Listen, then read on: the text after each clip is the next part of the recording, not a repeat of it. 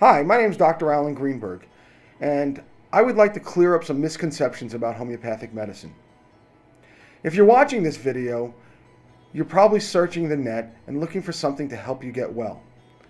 There are a lot of misconceptions about homeopathic medicine. So today I would like to address one of the reasons why homeopathic medicine is not popular. It's a big question I receive all the time. If it's so great, why isn't it more well known? So much of the scientific community believes homeopathic medicine is a placebo effect. Due to the preparation in the homeopathic pharmacy, the medicinal substance to be used in a homeopathic practice. So I'm not going to discuss with you dilution versus potency, that's for another video, but I will clear up the concept that homeopathy is not placebo. Most critics of homeopathy refuse to believe or even critically look at the hundreds of years of cures in homeopathic hospitals and in private practice. The critics make up information and refuse to believe information that supports homeopathy, because in their mind, it's just improbable that these diluted substances can work. There'll be more on that later. So belief plays such a strong role in our decision-making process.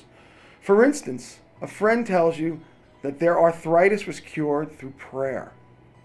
Some would be on board, some would find it impossible, and others might say, I need more proof. Even though your friend is conveying this message to you, still you might find it so improbable that you can't believe it, even though you may be suffering from a similar ailment. In the world of healing, if you go to your regular MD, you'll be told, for instance, asthma. Asthma can't be cured. It can only be managed by drugs.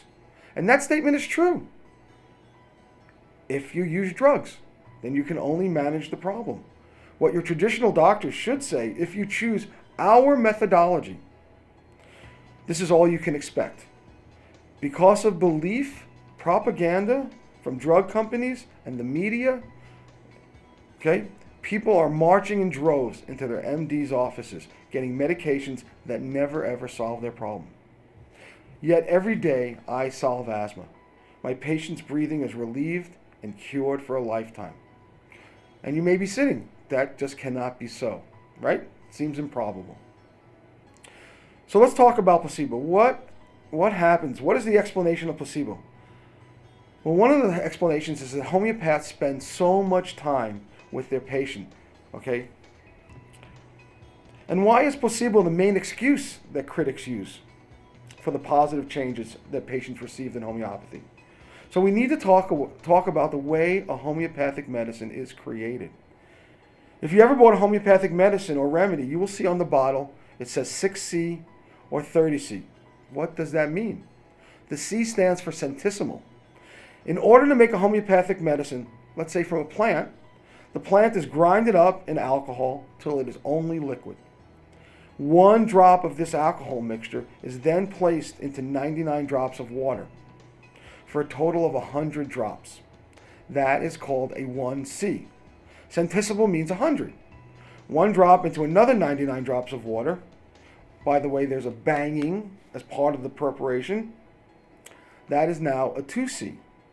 This process continues all the way up to 30 times, creating a homeopathic medicine that will be marked 30C. This type of dilution should make it impossible to have any medicinal effects. Therefore, it can only be placebo. This is what the critics say.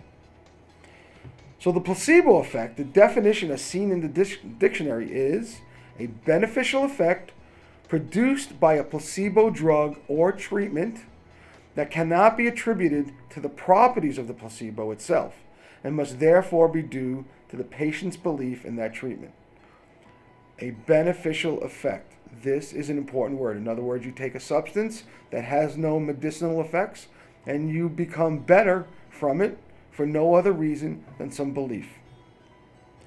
This word beneficial is very important because homeopathy is defined as if a substance taken by a well person can create a sickness or a problem, mimicking your sickness, then that same substance in very diluted form can cure those symptoms. Like cures like. Now, when this happens in the homeopathic community, we call this a proving. A homeopath picks out the medicine based on how the person gets sick, based on these provings. So what is very important is how a proving is conducted. So many substances that homeopaths use are actually very poisonous, such as the belladonna berry. It can be very lethal. So how can the homeopathic community gather symptoms on the belladonna berry? So one of the ways is there are toxicological reports. People that actually get poisoned by the belladonna berry. Years and years ago, when the poor had no money, they'd go in the woods, they'd eat berries, they'd eat the wrong berry, and they would get sick. They'd go to the doctor, and the doctor would see the symptoms, and this gave the crude toxicological poisonous effects. But the other way, because homeopaths need the finer points of the medicine, what makes you better, what makes you worse, is the person's bellyache better standing, is it better lying down, is the proving. And what they did was they gave each person a 30C. They didn't know what they were taking. They didn't know the substance. And yet these people, using the 30C, still got sick. Okay? They became sick. There was no beneficial effect was obtained. In fact, that's the opposite of the placebo effect. It made people sick, not well. Even in this 30C substance, still had effects on the volunteers, making them feel ill, not placebo. That shows that this substance is not neutral and has the ability to change a person, even in these very diluted preparations. More signs homeopathy is not placebo. Homeopaths give medicine and there's no help. And then they give another medicine and still the person remains sick. So more analysis is done and the new remedy is given and now the person gets well, showing that only the correct homeopathic medicine can help the person get well. Newborn children, an hour old, have benefited from homeopathy. Hard to say that the placebo effect would be happening there. Animals have been treated with homeopathy. It's given in their food, not even knowing they were being treated, and also improvement happened. In Switzerland, a study of children with ear infections. So there was a study of placebo in children and ear infections that showed it took approximately 24 hours for the children to have no pain. So this experiment was designed that when given the homeopathic medicine, they must feel relief and a positive effect in 12 hours or less. And 85% of the children achieved this positive effect in less than 12 hours, which is better than the previously studied benefits of placebo in ear infections of children.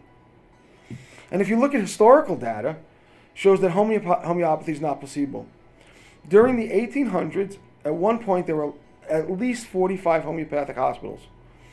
And when combing through the records of these hospitals, the homeopaths who treated pneumonia, the mortality rate, the death rate was only around 7%. The pre-antibiotic treatment of mortality rates for pneumonia back then was 37%, not using homeopathy. And after antibiotics were invented, post-antibiotic treatment, the mortality rate has come to 13%. And still homeopathy shows superiority. So critics make things up, not looking or caring about the facts. They naysay on all the experiments showing homeopathy's effectiveness. They mix and match facts in order to color the results. So as you can see, homeopathy is not a placebo.